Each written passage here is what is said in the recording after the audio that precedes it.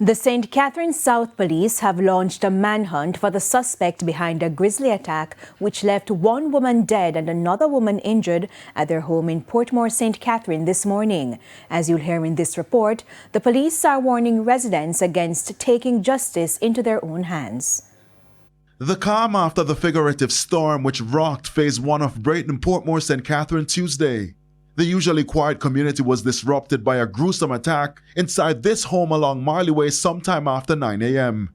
Reports indicate that the deceased Sonia Dillon was at home with her daughter when the incident unfolded. The home was actually invaded by a man with a machete. He actually proceeded to inflict injuries to the lady. However, her daughter who was there trying to intervene, and she too was also chopped several times. She actually seek refuge inside her room by locking herself in and made an alarm. Thereafter, the man made good his escape on foot. The police have since launched a manhunt for the suspect, who we were told is of unsound mind. While residents await the outcome, Councillor for the Braeton Division, Anthony Wint, says the community is on edge. The community feel unsafe because he has not been captured and everybody just on edge right now. It's a problem because here he is now, he has caused somebody to lose their life. And in apprehending him, he might very well lose his life too. And I'm very fearful of that. So I'm just hoping that trained person will be able to handle the situation.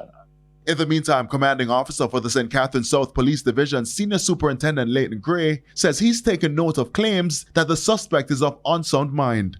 While addressing the matter, he issued this caution to residents. Remember, somebody is of sound mind until they are so examined by the medical practitioner who will make that determination.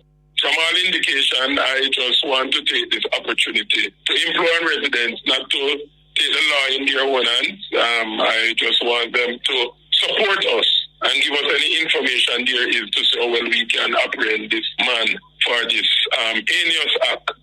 Anthony Lugg, TVJ News. Still to come this evening, government and opposition on collision course over the use of NHT funds to prop up the budget. And in business news, questions raised about the status of the Morant Bay Urban Centre. We'll be right back.